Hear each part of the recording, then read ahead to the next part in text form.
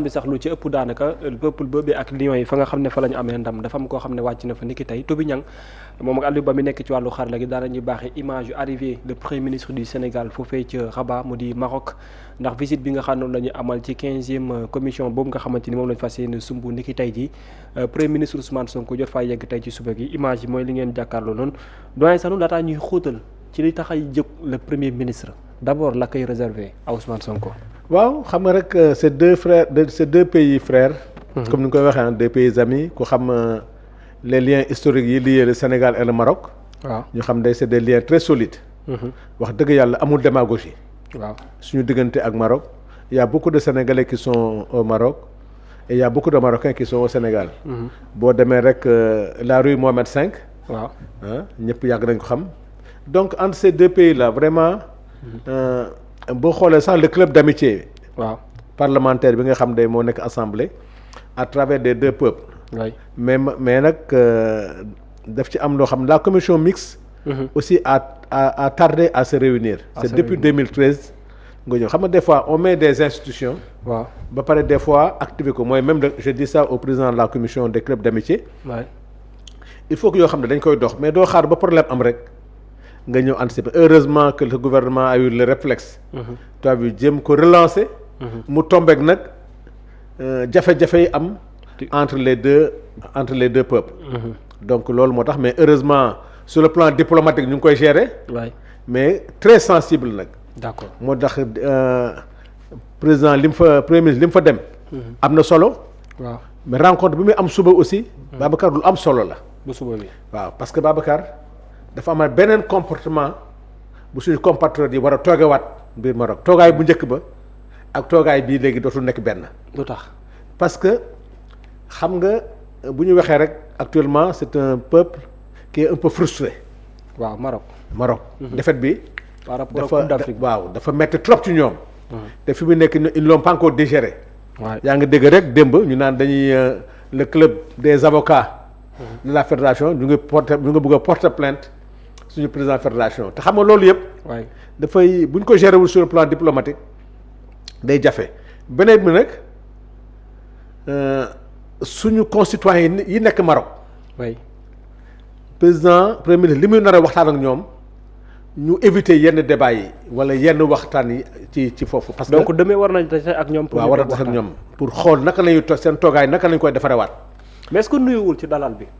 parce que nees ko dalalee nii mu ngi xaw a fàttaliku un tout petit peu Turquie bi mu amoon Turquie. waaw mais xam nga dalal bi boo ko xoolee mën nga ci am yaakaar Babacar mën nga ci am yaakaar mais xam nga bon sur le plan diplomatique di nga sentir quand même li nga xam ne mooy toujours di nga sentir comme le tract. bi am ci peuple marocain bi. d'accord mais.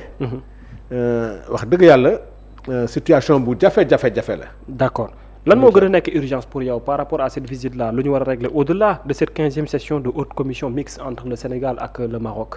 c'est vrai que li ko tax a jóg mooy la coopération bi jëm ci énergie bi jëm ci agriculture mais loolu yëpp Babacar c'est pas difficile li urgent. waaw mooy apaisement bi war a am sur le plan institutionnel. d'accord dafa am suñu compatriotes yu fa nekk ñu téye leen. oui am les deux fédérations mu commencé am ay tiraillements. moom ay sanctions yoo xam ne dañ koy wax en vue te loolu sur le plan diplomatique nañ ko mën a régler. waaw bu ñu ko réglé wul sur le plan diplomatique. waaw dafay gën a doy waar. parce que am na loo xam ne. peuple marocain du ko nangu mais am na loo xam ne aussi peuple sénégalais du ko nangu. dëgg la moo tax demu premier ministre bi nii waxtaan ak l'autorité quand même que chérifienne.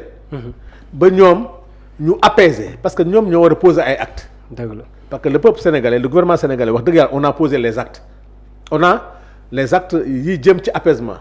mais actes yi nga xam ne nag moo war a apaiser. waay ci gouvernement chérifien bi la nekk maanaam ñoom d'abord ñu libérer jox liberté provisoire. suñu mbokk yi. waaw deuxièmement aussi tous les recours. yi nga xam ne dañ ko bëgg a intenter. waaw jëm ci yoon que ñu bàyyi ko. d'accord parce que loolu bu demee rek. la diplomatie politique. waaw day yàq. la diplomatie bi ñu bëgg a dem entre les peuples parce que entre les peuples. waaw li ko mën a defar rek mooy suñu autorité quand même yi ngi yor quand même fédéral yi. waaw ak étatique bi. ñu lever lépp loo xam ne day dem ci affaire yoon. d'accord loolu daal. à commencer par joxe liberté provisoire parce que procès moom il faut mu am parce que. c'est déjà en cours. en cours déjà oui. bon li ñu mën def mooy jox leen liberté provisoire pour apaiser la fédération marocaine ses avocats. loolu ñu jëm entente ñu teg ko ci suuf. lépp loo xam ne nag diggante Sénégal ak Maroc la. waaw jëm ci affaire yoon que ñu teg ko ci suuf. waaye mais dama gis dans la délégation du Premier ministre Ousmane Sonko accompagné beaucoup de ministres notamment ministre de l'agriculture am na ñeneen ak ñeneen ça nous parle de quoi exactement. xam nga à 15e haute session bi nii. commission bi lan mooy solo si réellement. xam nga la commission mixte avec le Maroc dafa am secteur clé yoo xam ne dañ ci lancer de grands projets. mooy sur l'énergie sur l'agriculture et sur l'éducation et sur l'aménagement. li ci ëpp solo mooy sur l'énergie et sur l'agriculture c'est deux piliers yoo xam ne actuellement dañ ko bëgg a relancer waat parce que actuellement marocains yi am na loo xam ne dañ ci xarañ en matière d'agriculture parce que nag daf ci bëri importation yu bëri. yoo xam ne comme Maroc lay jógee. c'est vrai te ñun souveraineté bi ñu jël dans le cadre de la coopération et dans le cadre des nouvelles technologies am na matériel boo xam ne li président Ousmane Sonko waxoon président Diomaye mooy dañoo bëgg c'est-à-dire renforcer le marché africain.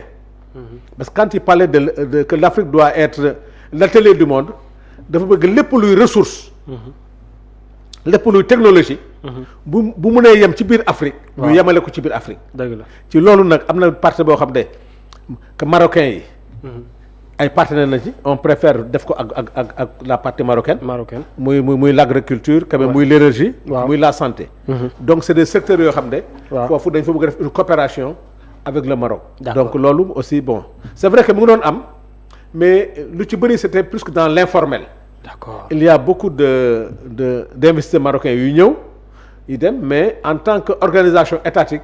ça leur a fait échapper. D'accord mais sànq wax nga ne 15e bi yéex naa réunir ba ñu bari sax doon poser wu question est-ce que nekkul dafa am lu xew diggante le Sénégal ak le Maroc mais actuellement nii ban jëmuwaay moom ngay xaar malgré le fait que ñu mujjee fa parce que su ma waxee loolu mooy ci cadre coopération sud-sud Sénégal presque def na le tour de l'Afrique pas réew yëpp mais am na nu mu ko xóotalee.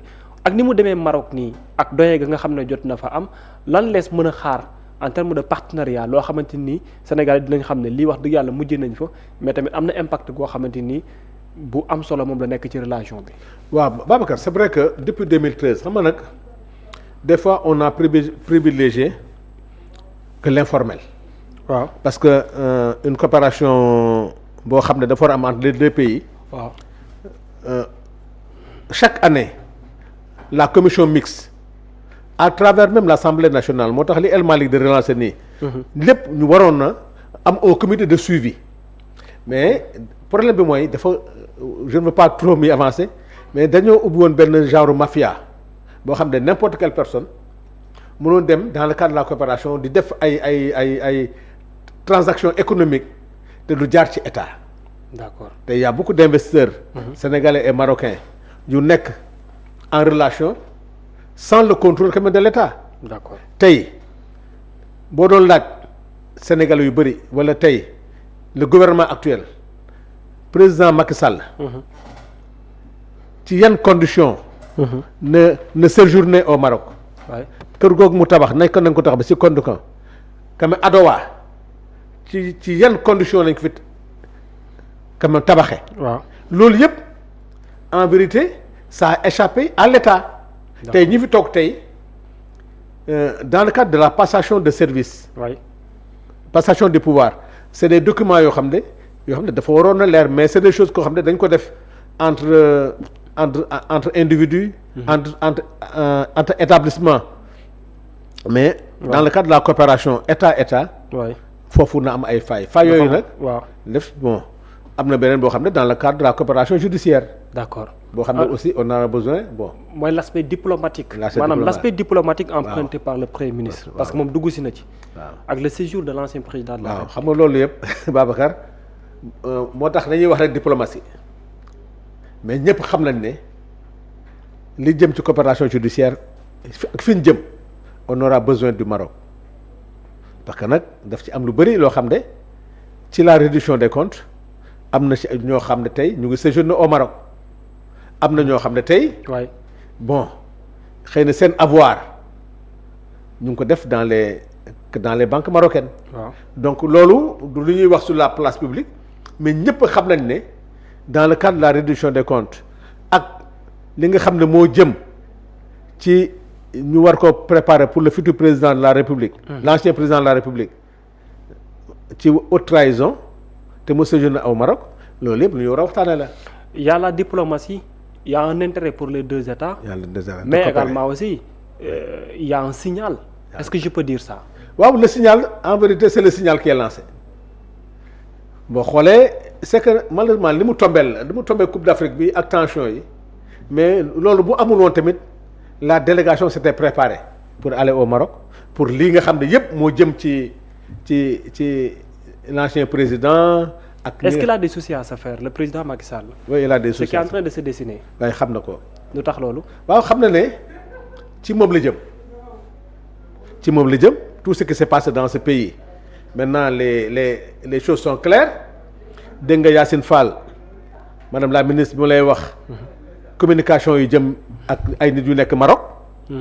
donc war nga mun a xam ne. waay am na lu ñu xam. waaw te du ko dox ci suuf te en fait lañ jëm le président Macky Sall moo la gën a xam ne. waaw ci moom lañ jëm moom xam na ko lu leer a leer ne que tout tourne autour de lui parce que c'était le président de la République ñu jàpp ñëpp moo leen yilifoon te moom rek moo prêté woon serment ne dina sàmm alal réew mi lépp lu yoon. dina ko sàmm. d'accord donc loolu nag wax dëgg yàlla xëy na la proposition de loi bi ñu defoon amoon na ay manquements. waaw loolu mais je pense que quand même ñu ngi koy defaraat. d'accord ba nga xam ne wax dëgg yàlla xam nga nag aussi topp la ne ma pas que topp la ne ma pas que waaw yaa def topp la. waaw pour mun a leeral. sa gestion parce que Babacar mënoo topp ñii ñëpp te tout tourne autour du président Macky Sall parce que ñoom ñoo mënoon seen kilifa donc en vérité li gënoon a war a yombal li sax mooy moom mu ñëw quand même au Sénégal. d'accord waaw loolu moom doon na. d'accord doon na régler lu bari. Sano dafa am beneen point bu ma bëgg ñu entamer.